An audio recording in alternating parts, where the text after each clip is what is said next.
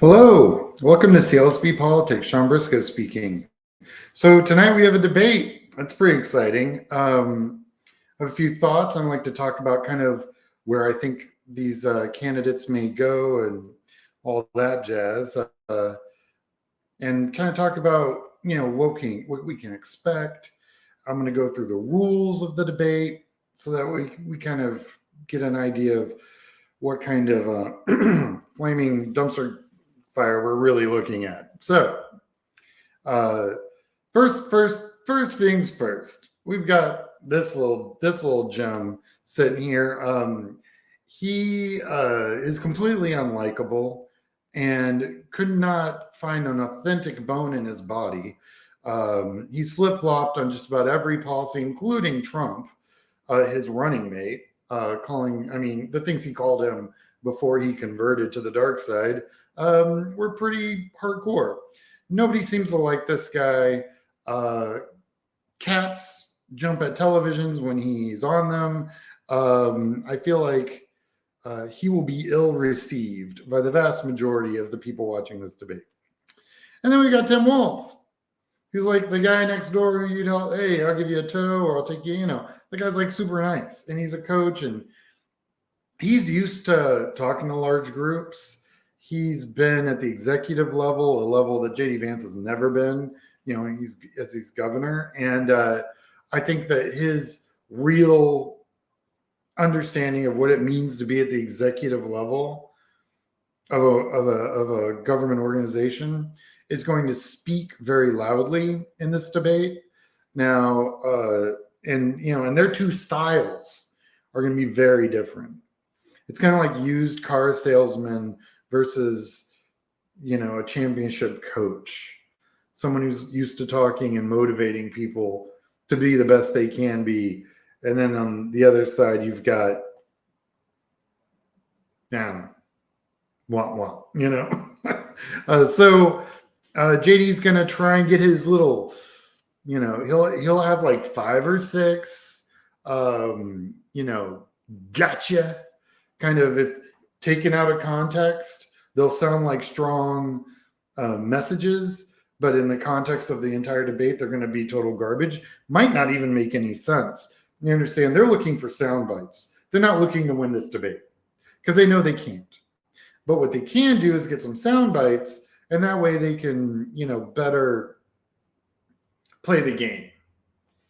So that's what I think is going down on this end. So I'd like to go over some of the rules that have been set up by ABC. They are, so real quick, actually, there's quite a few of them. There will be a 90 minutes of debate.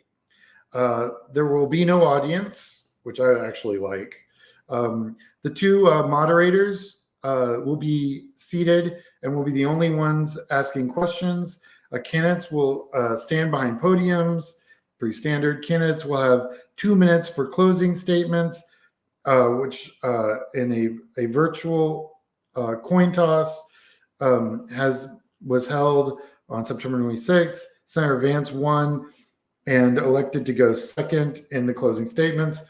So just like Trump, I don't like this. I don't like that there's no opening statement, but there is a closing statement. And yeah, I worked against Trump because every time he opened his mouth, it was a problem. The fact that JD Vance, who is truly a used car salesman, will have the last say, I think is kind of nonsense. Especially normally what would happen is if they get it's kind of like football where if you get the kickoff, you can either take the kickoff at the first half, beginning of the game or, after halftime.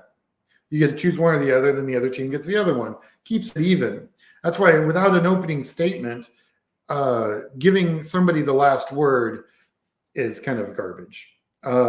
Anyway, they'll have okay. So then the candidates will be introduced by the moderators. Yeah, that's kind of standard. Oh, real quick, just want to thank you guys for watching. Like and subscribe if you wish to support this channel.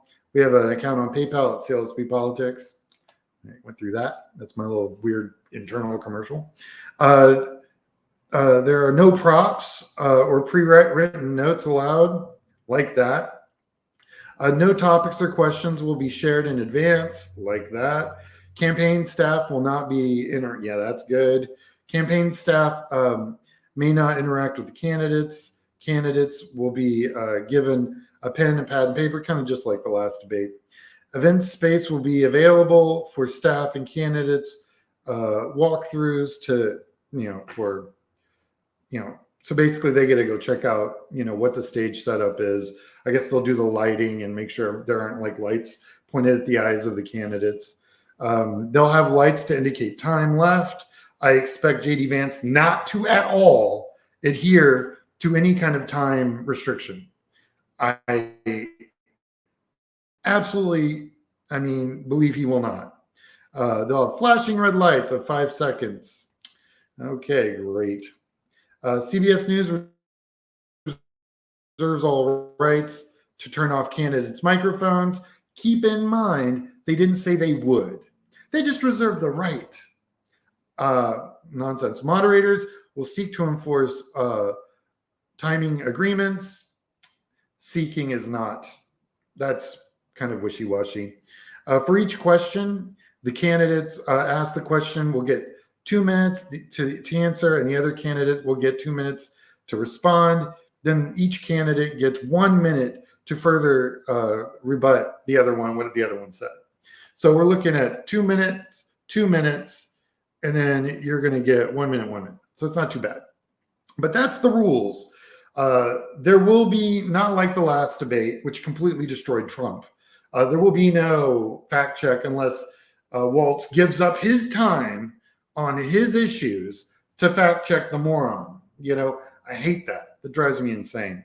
They should absolutely be able to go, that's not true, that's not true, that's not true. Both candidates. I thought that was the best thing they did in the last debate. And I really do believe that Coach Waltz will do fine. He's a great communicator.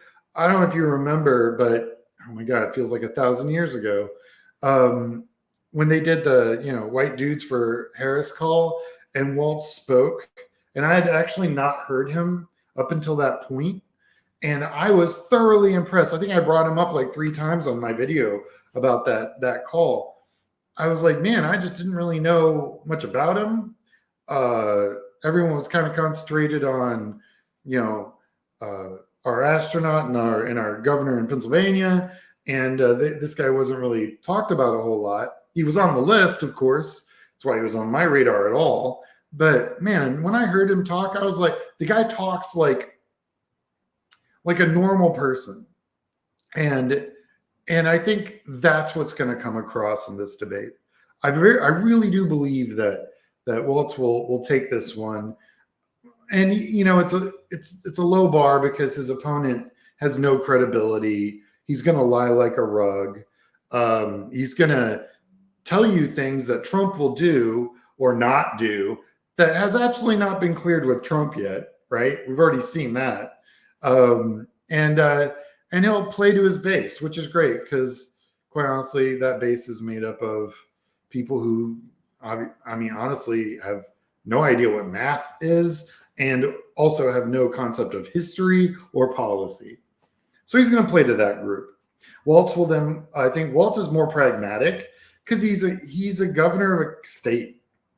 When you're, state legislators and state governors, especially ones that they're required to have a balanced budget and things of that nature, are much, much more pragmatic than fanciful nonsense machines that sit in Congress half the time. So I really do feel like Waltz is going to be able to come from a position working in the executive branch, something JD Vance has never done.